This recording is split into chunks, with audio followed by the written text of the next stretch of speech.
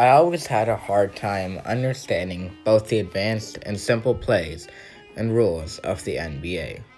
So, here they are for you newbies. All I ask for in return is your attention for the next 10 minutes or less. I don't know how long this will turn out. But one more thing. This video is on the pretense that you know at least a little bit about basketball and have played or watched it for at least 20 hours or 11 games. This may sound like a lot, but it's really not that much.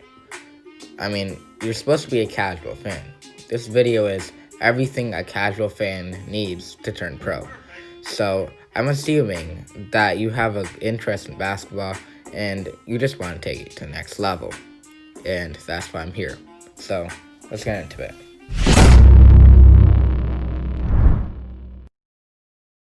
First, we got simple stuff. Pick and rolls, ISO. Stuff that everyone needs to know. People that have played even a little basketball will know what this is. So, first up, pick and roll. A pick and roll is basically when a ball handler approaches the court and starts hovering around 27 feet out. Don't worry, I'll show you a diagram. He's probably around the front tip of the logo and then calls for a pick and roll. What happens next is a pre-designated screener. That is, a big man comes up and sets the screen. The ball handler will then go around the screen and on a designated play that normally includes the player that did the screen. And a lot of times, this play is just both elements of the pick and roll, driving to the basket and a pass to the big man for an easy layup. So, let's look at some clips. For example, right here, Kyrie's 27 feet out in front of the logo.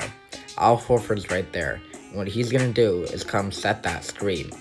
Kyrie's going to get around it, drive, and score. Easy bucket. There are some squads that have just perfected this method. For example, back in the 90s was Karl Malone and John Stockton. Karl and John really made the pick and roll an art. They used it to perfection, okay? They used it on mostly every possession and every single time it worked. And if you haven't already realized, they went to the finals 2 straight times. So they have to be doing something right. And the pick and roll really got them there. Now, for the next topic, screens. Like I mentioned earlier, screens are a vital part of the pick and roll.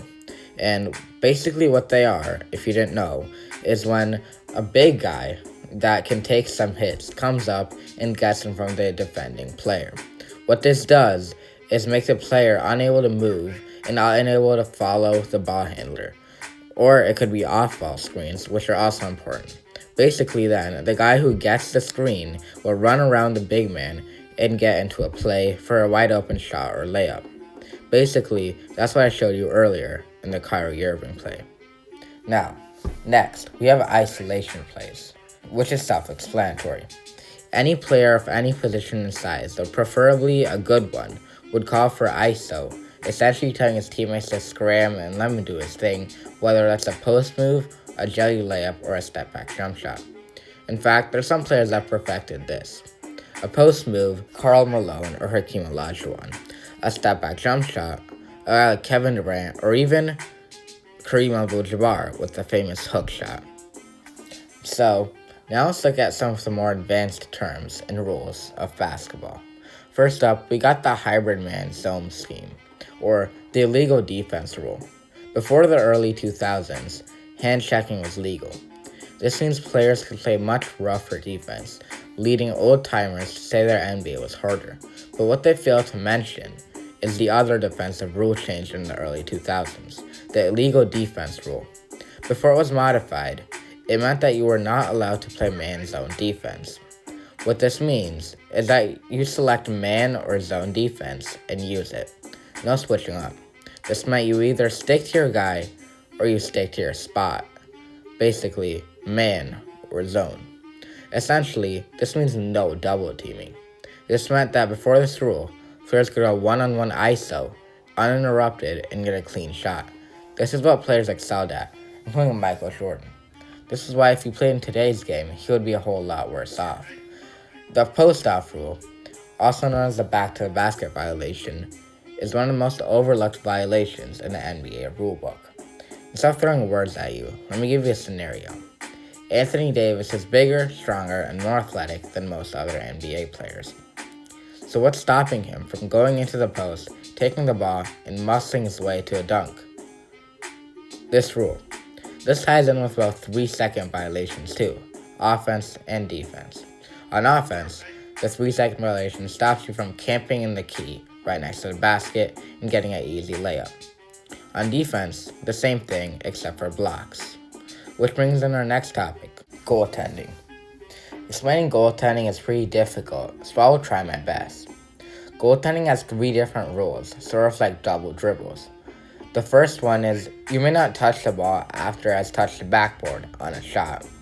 This goes for both the offense and defense. For example, right here, the ball has been let go and is now on the backboard. So, it's untouchable. But then Isaiah Thomas comes and touches it. So, now it's a goaltending and the basket counts. Next, the second goaltending call is a downward arc. Basically, if the ball is in a downward arc, you may not handle the ball. Again, for both offense and defense. Basically, this means if the ball has reached its high point and is no longer rising and is now falling, you may not touch it as it can interfere with the outcome unfairly, and tall guys can reach up and grab it out of the air, not allowing it to even touch the rim. The last goaltending branch is the over-the-rim rule. In a shot, if the basketball is in the air and over the rim or in the circle that the edge of the rim draws, it's illegal to touch for offense and defense. So, there's goaltending. Next, the restricted circle. The restricted area is the arc right here that's in the basket. It's circled on this picture.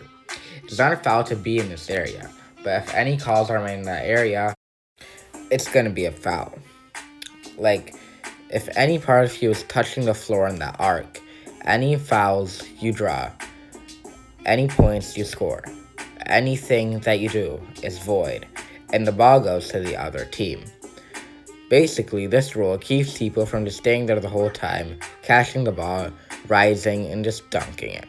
Basically, it makes it worth it to even drive to the basket. The last thing I want to do is instant replay. Instant replay is when a call is under review from a coach's challenge or a ref's timeout. Let me just explain a coach's challenge. That happens when a coach does not agree with the call or a referee wants to review it. When a coach's challenge is used, if anything is found wrong with the play, whether they're intentional or good for the coach's team or not, the challenge will be called successful and the challenge will be returned.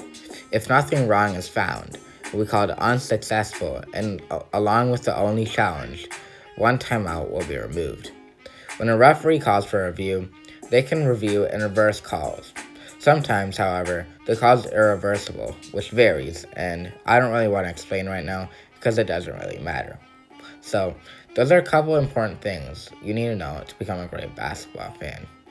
If you found this useful, like the video and tell me in the comments so I know if I should make this a series, maybe even more advanced basketball stuff. So, encourage me, tell me if it's good or not, and I'll respond. Thanks for watching.